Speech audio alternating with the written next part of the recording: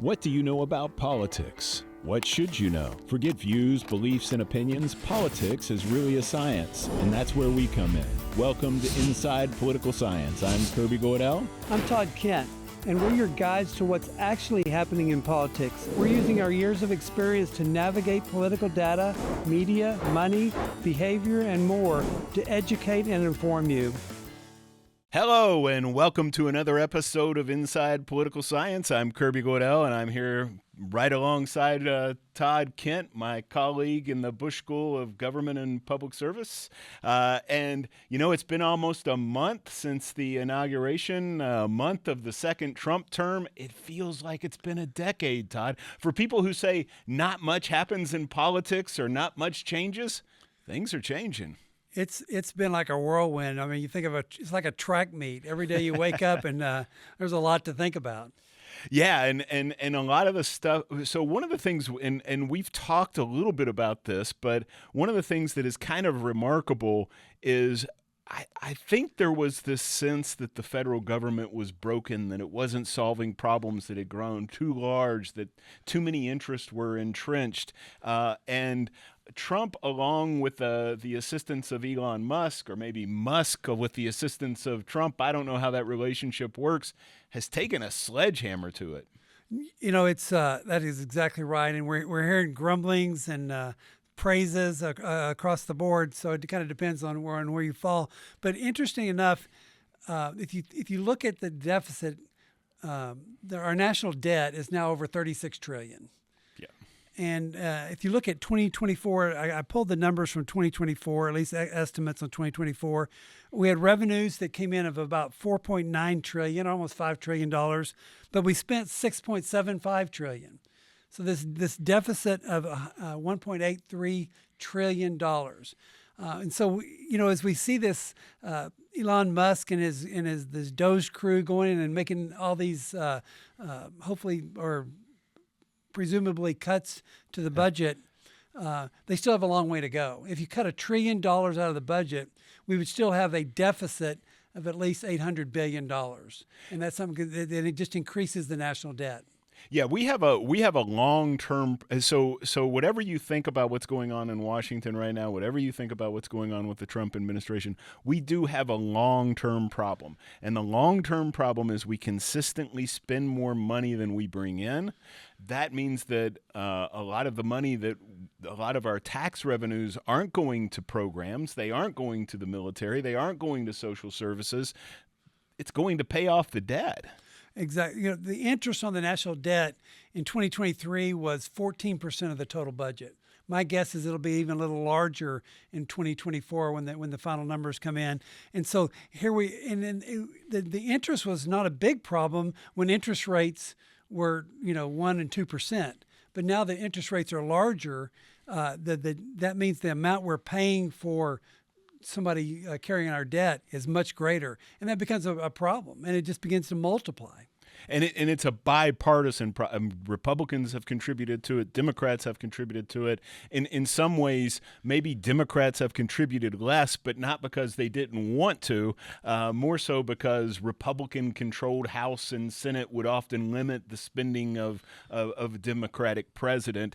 On the Republican side, oftentimes they talk about deficit reduction when a Democrat is in office, but then when they come into office, they don't do anything about it. Instead, they spend money on different priorities, or they cut taxes. So you can't cut taxes and increase military spending and expect the debt or the deficit to go down, and that's what Republicans have traditionally done, while Democrats they do have a better record, but it's almost always when there's a Republican Congress. You know, we haven't had a balanced budget since 2001, and that was really a kind of came at the heels of the .com boom.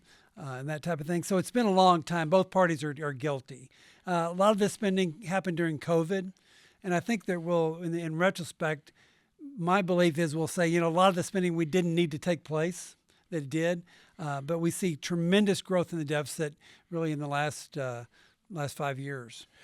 But all that said, we can be a little skeptical about whether this is going to lead to serious deficit reduction or serious debt reduction over the long term, and whether it's really about debt reducing the debt or reducing the deficit, and instead not about political priorities and political control of government, right? Yeah, exactly. And I think, if they are able to reduce the budget deficit by $1 trillion a year, like I said earlier, there's another $1 trillion that needs to be cut before we balance the budget, and some of that's going to fall on Congress. Mm-hmm. And whether it's a Democrat-controlled Congress or Republican-controlled Congress, there's nothing to lead us to think that either one of them can pull it off.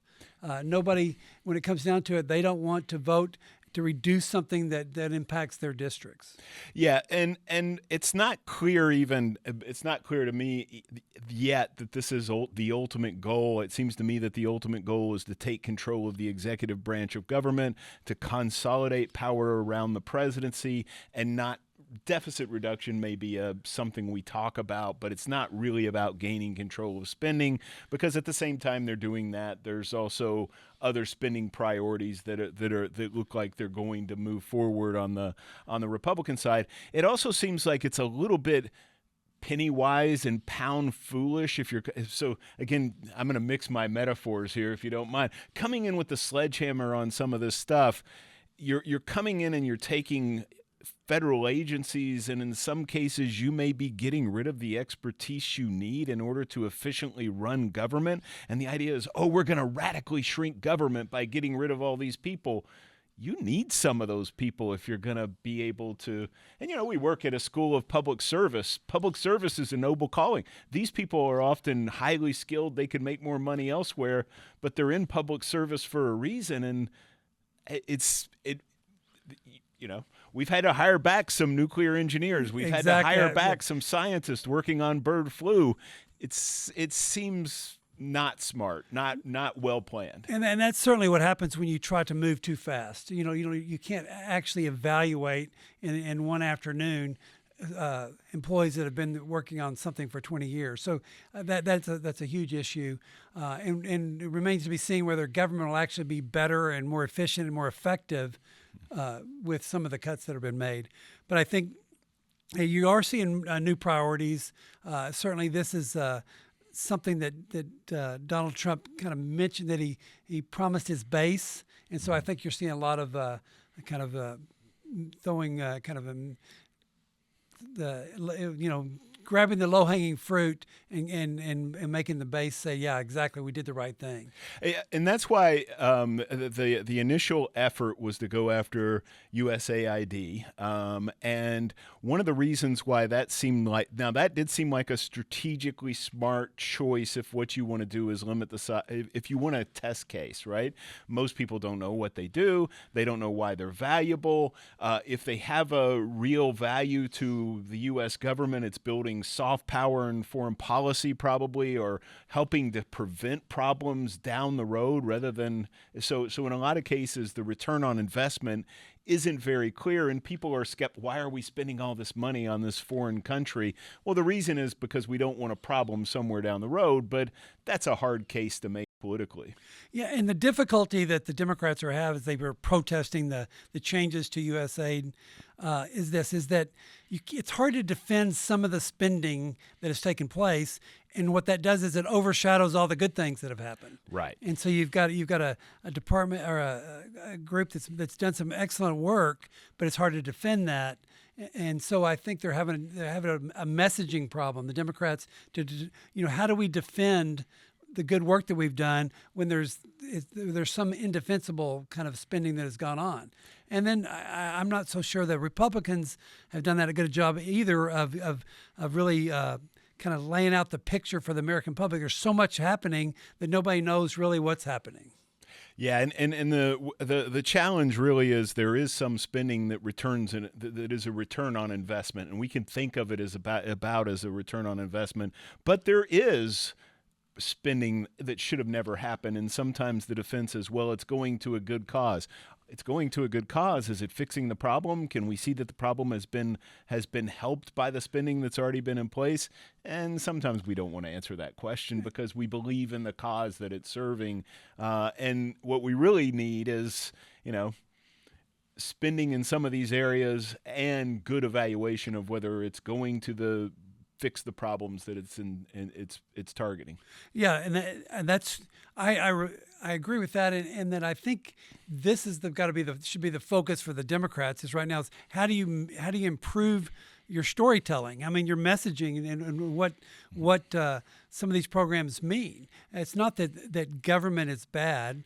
Government serves a purpose, and so I think if as long as they allow the Republicans to continue just to point out what they consider wasteful spending, and the average working man says, "Yeah, I agree with that. I don't want my money going there," it's going to be a losing battle for the Democrats.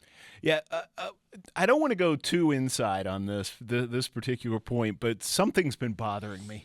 And I'm going to go on a little bit of a rant here, and you can cut me off if I start to go too far into the weeds. But one of the things that bothers me is the argument that Trump's not democratic, small d democratic, meaning that he's running against democracy in some of the things that he's doing. Absolutely, he is ignoring the law on some of these things. He's saying I don't have to follow the law, and no one's going to make me. But the question of whether it's democratic or not is separate from the question of whether our political system in terms of checks and balances and separation of powers is working. And I don't think Trump is the problem here. The problem is we need a Congress that is doing its job. We need a House of Representatives and a Senate that is effectively serving as a check on the president, and that's not happening. And that's not Trump. Trump's doing what we expect leaders to do: grab power, aggressively try to use that power to pursue the policy objectives that you're looking at. Maybe he's gone a little, I mean, it is a little unprecedented in lots of ways, and I don't want to be an apologist for that. But if you gave me a choice, would I take Trump and a strong, effective Congress? I think a strong, effective Congress is what's missing from the equation, and it's been missing for quite some time. And Trump didn't make it missing. It's going back over a decade. You're exactly correct. I think if we look at the Constitution, there should be this check and balance. We don't see it at all. We see an ineffective Congress. Right now, you see the Republicans kind of sitting back and just watching, and the Democrats trying to mount up defense against what they see as injustices from the Trump administration. But really, at the end of the day, they're unable to come together and say we're gonna show that we can govern and be that check to Donald Trump. I think right now he's got the executive branch has almost all the money is spent in the executive branch agencies, and he said, I'm going to keep working until something else happens. And so it's on them to keep telling the story in such a way that they keep the support of the American people. But Congress is ineffective, and it's hard to imagine a scenario where they can kind of right the ship. Yeah, once upon a time, and maybe I'm getting to be an old man, I'm like, back in the good old days, right? And I don't like when people do that. I don't like when I do it, but it's still, I think, true that once upon a time, members of Congress would have been offended on principle if they knew that a president was ignoring the laws that were passed by Congress, even if they didn't like that law. Do you remember the days when the president used to invite members of Congress to the White House and have dinner with them and try to lobby them and to make it right? Now we have a situation where I'm not sure that the president cares, about that, about courting anybody in Congress. Now there'll be a time, because you can make the argument that a lot of what has happened so far was kind of, we always, use the cliche low-hanging fruit. Yeah. But as we move beyond that, and there's certain things that need to happen, they're going to require Congress. Maybe we'll see a kind of a restoring of the kind of this relationship. Yeah, it's a little bit of a shock and awe campaign, and you do hear stories. I read one just this morning where they're talking about, some members of Congress, even on the Republican side, are growing frustrated with being left out of the policy-making decisions and feeling like the president shouldn't be running over the law that's already been passed and that's already in place. But until that's a great news story, but as an unnamed source saying that, it doesn't really account for a lot until you start to organize opposition. And it is possible Trump may go too far. They may be giving too much leeway in this early period. But one of the things that I'm really looking for is, will Congress ever get to a point where it's reasserting its will and reasserting itself not as a part of the Republican Party or part of the Trump administration if you're a Republican, but as a separate and independent branch of government? Exactly. You know, we always talked about it in political science that the Congress has its own power. We're not seeing that right now because it's been a long time since the Congress passed a budget. Yes. Since they've passed legislation that we would consider, of great consequence, and it's really hard to imagine down in the short term that that's going to happen until they reach a point where they say both parties can come together, at least enough that with the majority to say we're going to put a stop to something. And I think until that happens, or until Donald Trump runs out of energy, it's going to be hard to stop. Yeah, and one of the defenses against one of the arguments for democracy, even a very minimal version that doesn't include checks and balances and all the other things that we see in our version of democracy, is that when you're in power, you always have to think about what happens when you're out of power. And so you expect the ruling party to always say, I'm not going to go too far because there may be a day when the other party is in power.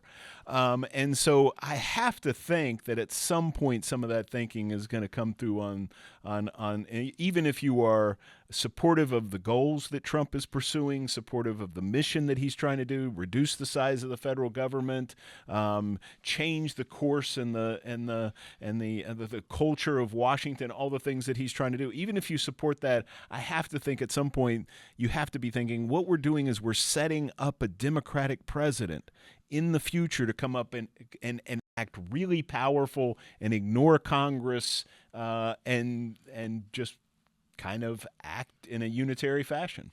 Well, the interesting thing about our government, we have another election in a little over 18 months. Yes. And so this is going to be consequential, of great consequence, because 435 members of the House will be up for election, and probably a third of the Senate, and so everything could change in a heartbeat. So I think you're going to start seeing, as we get closer to that,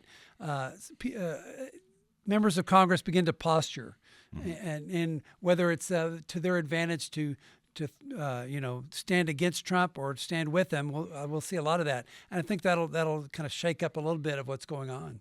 Yeah, and we do usually expect at the midterm for the party in power to lose seats, and also for it to be a moment for the opposition party to regain a little bit of momentum.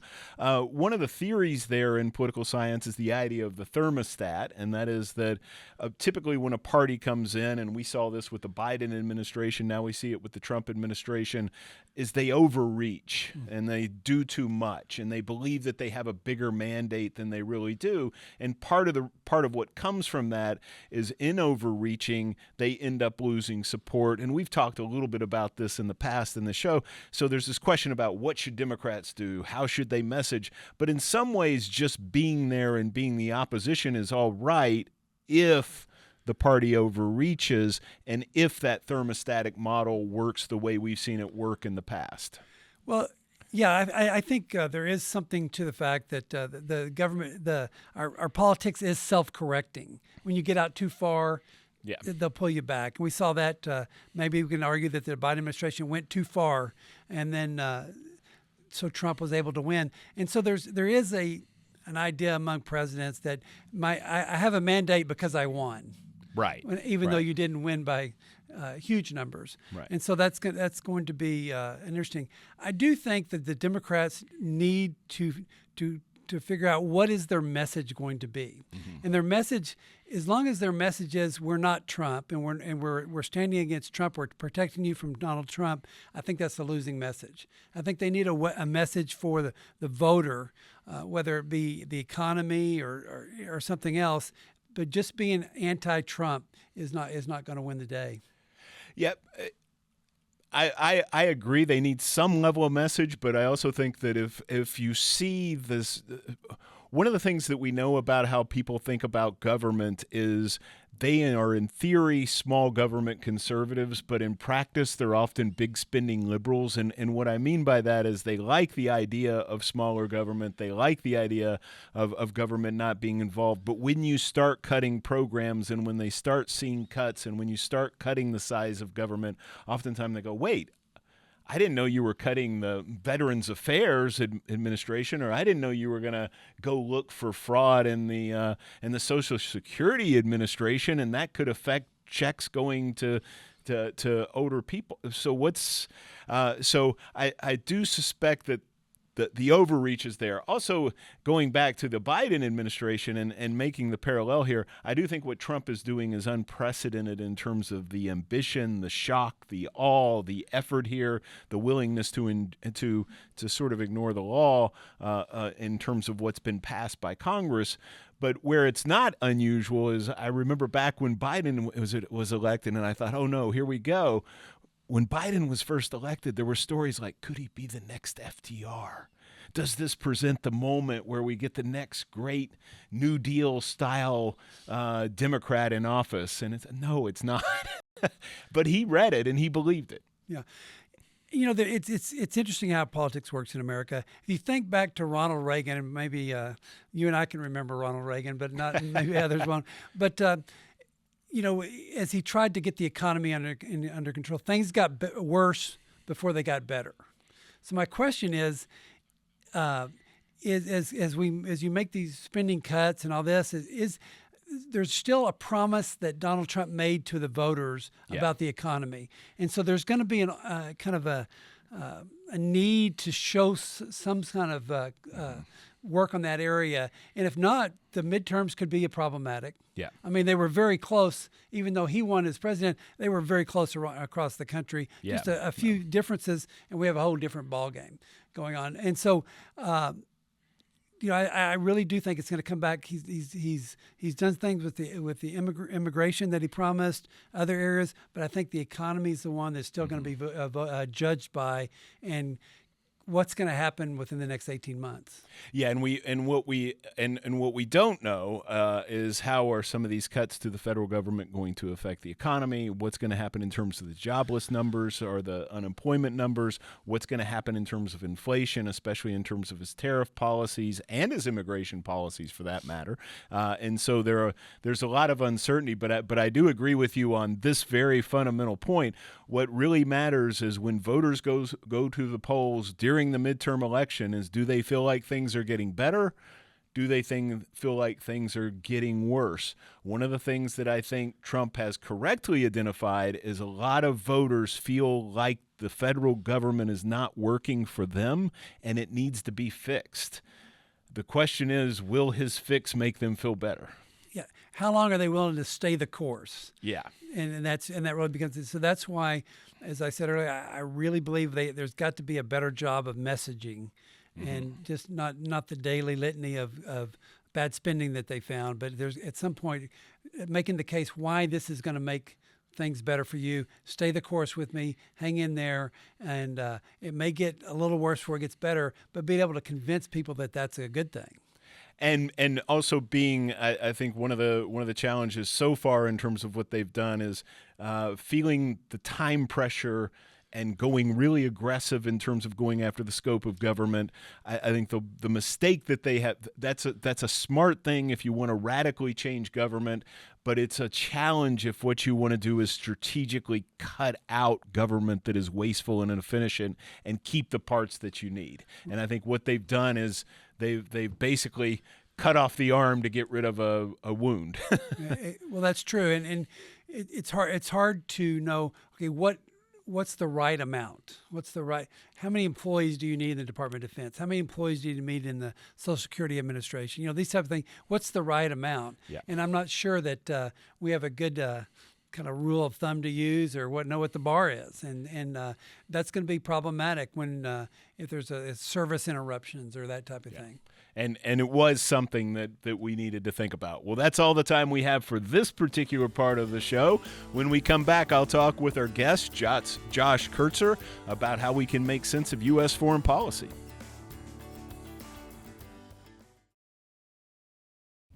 Howdy, Ags. We've got a brand new podcast called At Ease.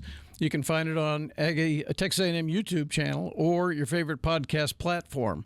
Come join us, meet great Aggies, learn about what happens on our campus, and meet some of the phenomenal faculty, staff, and students who live, work, and learn here. See you there. Gig 'em.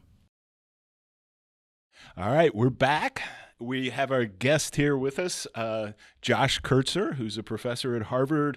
One of the great things about being at a university is having great people come through and give talks and interact with faculty and students, and that's what you've been busy doing today. And we know you've been incredibly busy, and it's been a great visit so far, so we hope not to wear you down too much. Josh is the John Swanstra Professor of International Studies and Government at Harvard, as I said, and your research I think of as I know you're international politics. I know you're IR, but I think of you really as a political psychologist, and I know those two things aren't mutually exclusive, but until lately they have perhaps been maybe a little bit more separated, and you're one of the people who've really brought them together. And so one of the things that I really like about your work is the bringing the public into foreign policy decision making. I think in a lot of cases people think the public doesn't matter much, but your work says they do, right? Yeah, so I work at the intersection of political psychology on the one hand and international relations at the other. What you might think of as I study the gray matter of international politics, all of the parts of world politics that take place in between people's ears. I think there's a way that sometimes when people study, something like war, right, they focus on these material things out there in the world, right? They count guns and bombs and tanks and battleships, and all the things matter, and those things are really important, but the things inside people's heads, right? How leaders make decisions, how ordinary people think about the world around them, how Americans think about the world around them is especially important given how important America is for international politics and how important American foreign policy is for the world, right? And so I tend to study those sorts of things. I study how leaders make decisions, but also how the role of ordinary people, as you mentioned.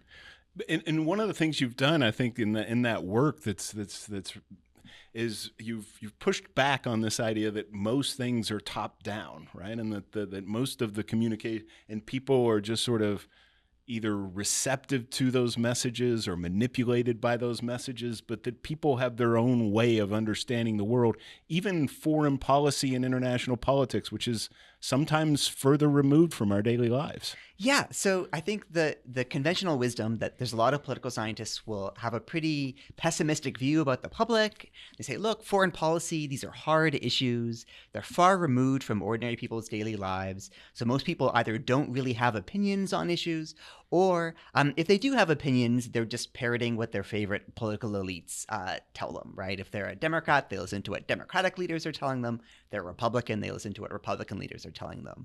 And one of the things that I have learned in my research is that actually the public deserves much more credit in foreign policy than scholars sometimes give it, right? And people have lots of strong views about international political issues.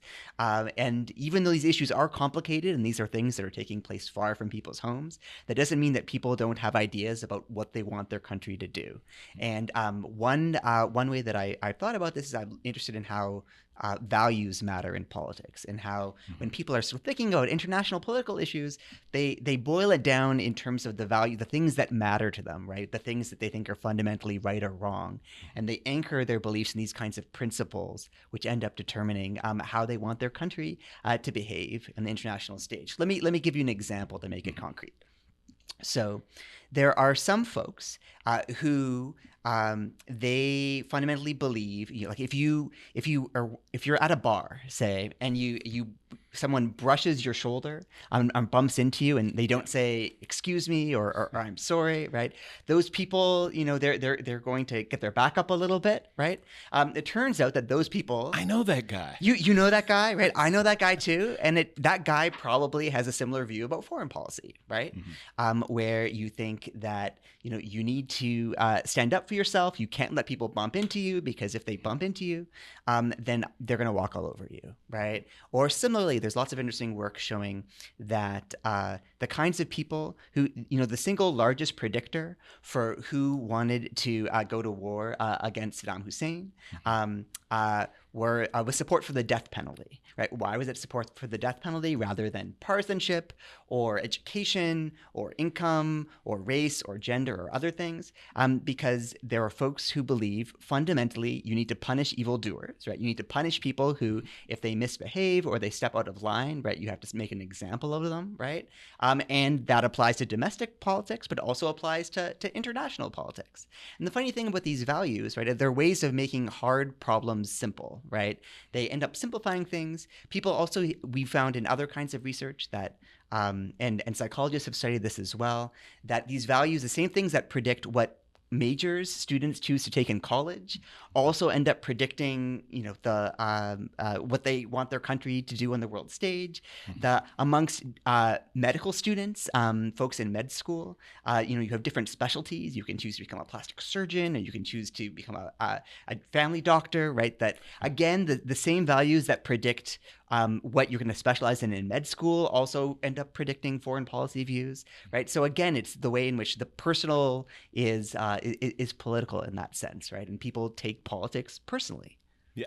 And on top of that, also, I think one of the, people understand the world, but does it matter? Does it matter in terms of the decisions that leaders make or the foreign policies that a country ultimately takes?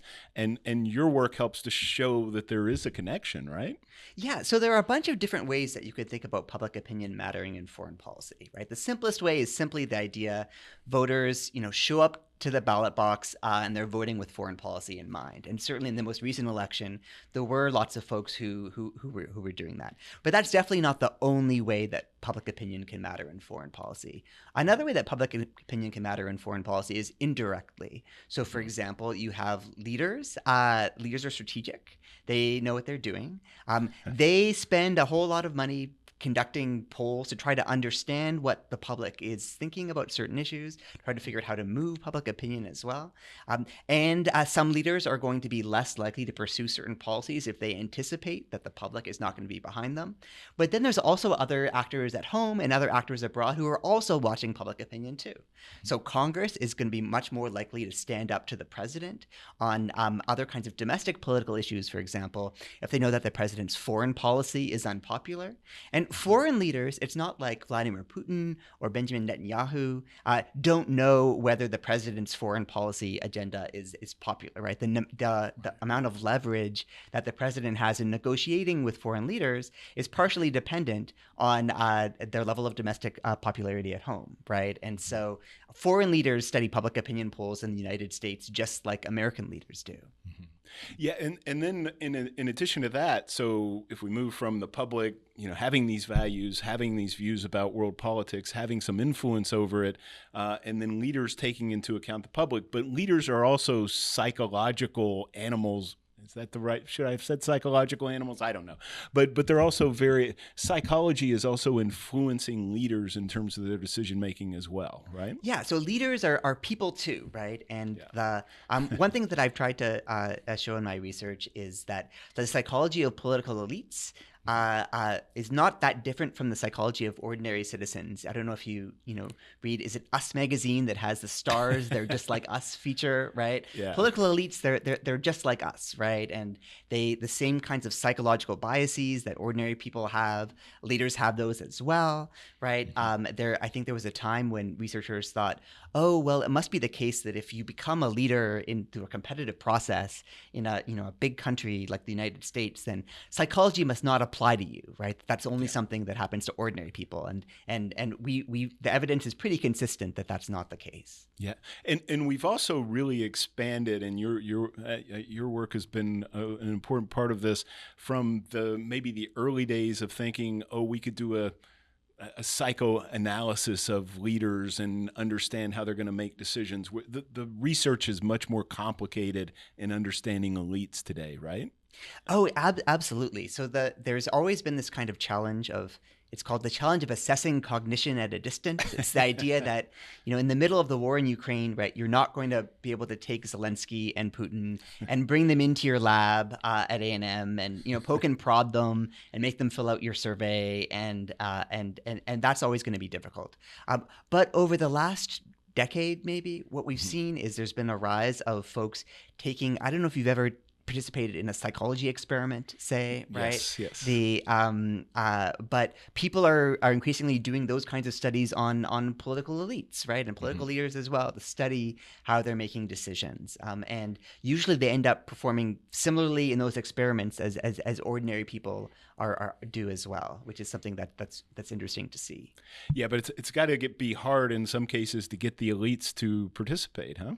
Yes, it can definitely be a challenge, and it's easier in some countries than in others. Within the United States, it's usually easier in American politics with candidates for local office, for example, or in state politics than in federal politics. But elites are busy, right, and they have a lot of demands on their time. But still, if you can figure out how to get people being willing to participate in your research. I think one thing that's really nice to see too is that elites are increasingly interested in understanding. You go into higher office because you want to make good decisions, right. And so if you can participate in research that helps us figure out how to make better decisions, then it's something that they're happy to be a part of. Yeah. And so in the talk today, you took a You've expanded your I see it as an expansion. I don't know how you feel about it. We're now, in addition to looking at elites and looking at leaders, now you're looking at bureaucrats and the values and the psychological framework they bring in terms of decision making. And how does that play out? We're looking at a Trump administration where he's putting together groups of advisors. How might we expect those advisors to influence decision making? Yeah, so what my collaborators and I have been working on, I think there's a kind of folk intuition that advisors matter in international politics, right? And when Trump announced who his nominees were going to be for Secretary of State and Secretary of Defense and National Security Advisor and other positions, a lot of folks were interested in saying, let's see if we can figure something out about what the direction of the administration's foreign policy is going to be based on the folks that he's naming. So, for example, someone like Marco Rubio, who has a history of taking certain stances with respect to China. There were folks who were saying, so this is what's Trump's foreign policy agenda with China is going to look like because of that, right? And I think what we've tried to do is our research has really been focused on studying advisors in American foreign policy in the context of the Cold War, which is a very specific time period. So things can be different, obviously. Right. But at the same time, what we've really found is that advisors seem to matter. That if you know something about who's sitting around the table with the president, it can actually tell you something interesting about the ultimate decisions that get made. Can we predict anything from this? I mean, you're watching events unfold in front of you, and you have all this experience and knowledge based on the studies what are the things that you're looking at or you're expecting to come out of this administration, or maybe just in general, if we're looking at things, what are the things that you're looking at if you're saying here are the keys to understanding how foreign policy is going to get made with this group of advisors? What are the keys you're thinking about? I mean, I think predicting anything in 2025 is a pretty tricky thing, right? Yeah. And lots of things can happen, and it's also oftentimes the case that we end up evaluating administrations based on how they respond to things that have been thrust in their lap, right, rather than something that they have been meticulously planning for. But certainly one of the things that I think we should be looking for is, so as all of the nominees end up, as folks are confirmed, right, and we sort of see who the final set are going to be, and we also sort of see if they're sticking around, because it's not always the case that presidents keep their advisors with them for long stretches of time. It'll be interesting to see who has the president's ear. Because certainly in the previous administration, the previous edition of the Trump administration, one thing that we saw is that advisors were more effective when they did have the president's ear, and other people knew that they had the president's ear because it meant that they had more leverage in international negotiations, for example, right? And so typically people think about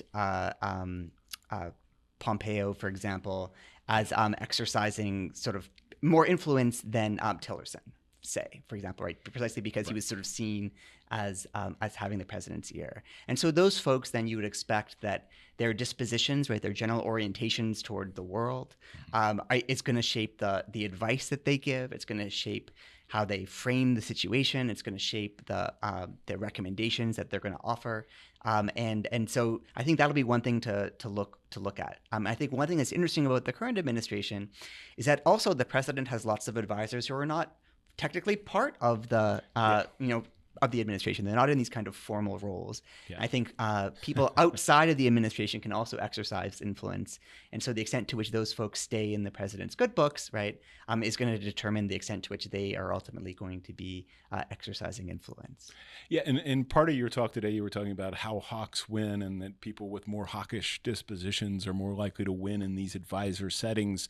And not getting so much into that maybe, but also thinking about this America First policy, which is, I don't know whether we want to call it isolationist or not. It's sort of isolationist, seems sort of nationalistic. I don't know if you have a preference for terms there. I've heard it called both things and criticized in both ways. What does that mean about if hawks win and you have a president who says we're too entangled in all these foreign things, do the hawks still win?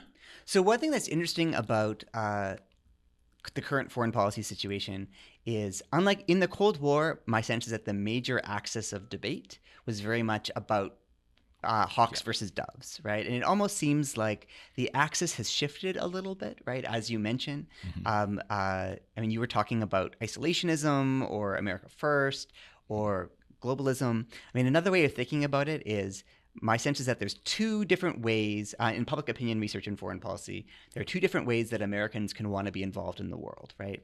One is through military means, right? And this is what you think of as hawkishness, right? Whether you think you believe in the desirability and efficacy of the use of force, right? Do you think that the use of force makes problems worse, or is it a helpful tool to solve foreign policy disputes? Then the other axis is what sometimes gets referred to as cooperative internationalism, which is basically, to what extent do you want to work with American allies and partners, the international community, to solve global problems? And my sense is that in the Trump administration, one thing that we're seeing is that this is an administration that is very low in what you might call cooperative internationalism, right? So the administration likes tariffs, right, rather than and sort of protectionist trade policy rather than free trade policy, right? So they're more kind of inward looking on trade. They are similarly, more skeptical about the role of international institutions like the United Nations, traditional alliance institutions, and so on, like NATO. Foreign aid, right, is one of the first things that looks like it might be getting axed in the administration's budget, or at least sort of drastically cut, right? And so those are also signs of an administration that tends to be lower in cooperative internationalism than, say, the Biden administration, which has very much had this emphasis on the United States working with its democratic allies abroad to solve global problems, right? And here, the administration feels that you can better protect American interests by focusing more on problems at home, right? So to me, the main axis seems to be not a hawk-dove axis, but a cooperative internationalist axis. And whether you call that isolationism versus globalism or something else, that's where I think the real sort of the real action seems to be. Yeah, and one of the other things in the talk that is talking about allies and taking positions opposite of allies. And of course, I didn't mention this in talking about your background. You're a Canadian. I am. And you got tariffs. Yes. So I've heard. I mean, we'll see whether they're paused. Yes, they are on pause.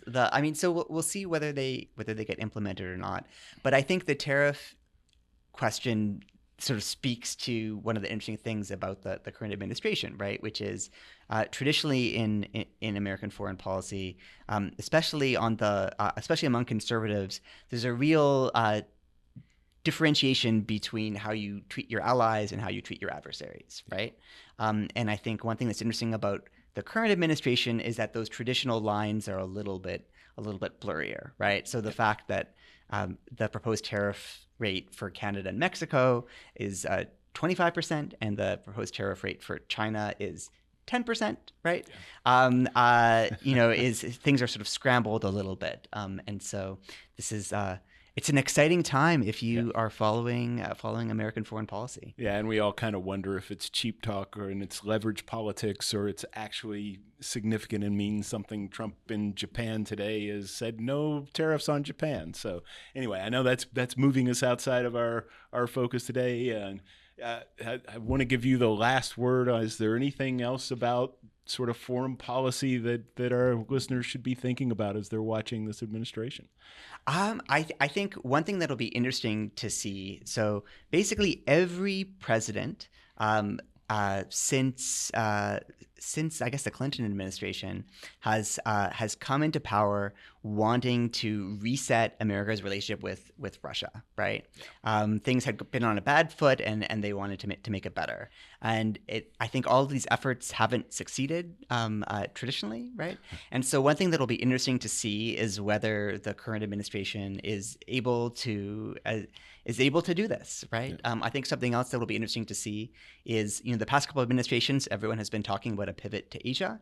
That pivot has never quite fully happened yet. And so that's another instance of whether this will materialize. And so that's something else to keep our eye on. Yeah. Well, thank you so much for your time. We've had a great visit. We've learned a great deal, and we'll be back later. Thanks so much for having me. Did you know KAMU Studios offers 14 original shows? All of these locally hosted productions are featured on our local shows, series, and podcast webpage. Topics cover Texas A&M, art, politics, music, books, gardening, community issues, and more. Find what interests you on our website. Then listen on your favorite podcast platform. Go to tx.ag/KAMU FM shows and start listening today. Welcome back. We're wrapping up here. Looking forward, Todd, what are you thinking about? We talked a lot, but what are the things that we haven't talked about that you're really paying attention to? Well, as we started today, you talked about that it's only been a month or so since we've had an inauguration. A lot has happened. So I was trying to think about, as we move forward, what are some of the pitfalls that we might see for the Trump administration? And certainly domestically, it seems like he's on a roll, and it doesn't seem like there's any way stopping him. But I'm thinking foreign policy could be an issue. Sometimes for presidents, the what happens in the foreign and the international arena comes back to really become problematic. And I'm thinking a little bit about Trump's relationship with Putin and this whole Russia, Ukraine, U.S. axis. And then you think on the side there is also Europe. So there's a lot going on there. And so this idea that the United States will negotiate separately with Russia could be problematic. Yeah, one of the things that Donald Trump has done that's pretty remarkable is he's reset the table of American politics in a lot of different ways, both domestically and in terms of foreign policy. And on foreign policy, one of the things that he's done is, whether we want to call America first an isolationist policy or a nationalist policy, whatever term you prefer, I think is fine. But it is different than where Republicans have been in the past, where they've been internationalists. And Ronald Reagan, I think, would be shocked at the Trump foreign policy here, especially with Putin. And I think there are Republican members who are worried about it, a little bit hesitant about it, and I think they may be the same Republican members who maybe feel a little bit uneasy about executive power growing so much, because they're truly small government, free market. America should be strong in the international arena, Republicans, and I'm watching just to see what happens with that division within the Republican Party. Yeah, and when we look at Trump, he has a funny way of negotiating. His way of he's done something that no president has done for a long time, and that's get Europe worried about their own security. By taking the steps he has now, Europe had its first kind of big, huge meeting in years to talk about these issues. So, and I think. Is he a genius? Is he somebody who can use different way of negotiating to get something done? I don't know, but I think this Russia, Ukraine, Europe, U.S. situation could be a pitfall. Well, and I think that's a great point, and probably the one we should end on, because I do think there is this interesting question about what happens in terms of our relations in the world, and whether that makes us stronger or weaker. At some level, we say, a Europe that's more engaged in its own defense is probably better for the United States. But is it? Because it also means maybe we have less control and less say over what's happening in the world, and we can go region to region and talk about some of that. And we've done a little bit of that in previous episodes, but I think it's a real question going forward. Are we better off, or are we not as well off if we are not the power in the world, not the hegemonic power in international affairs? And I think a little bit of that maybe can't be answered in the short run. So we may not. It'll be years down the road. We'll see how that went, and probably it'll be a post-Trump idea of as we do a retrospective of his presidency to see how that worked out. Well, I look forward to talking to you about it in the future. That's episode 22 of Inside Political Science. Thanks for joining us, and we'll see you next time. Thank you. Inside Political Science is a production from KAMU, Aggieland's Public Television and Radio. For more information, visit tx.ag/insidepoliticalscience. Have a question for our experts? Email them at insidepolici@tamu.edu. Also, subscribe to the show on your favorite podcast platform so you never miss a new episode.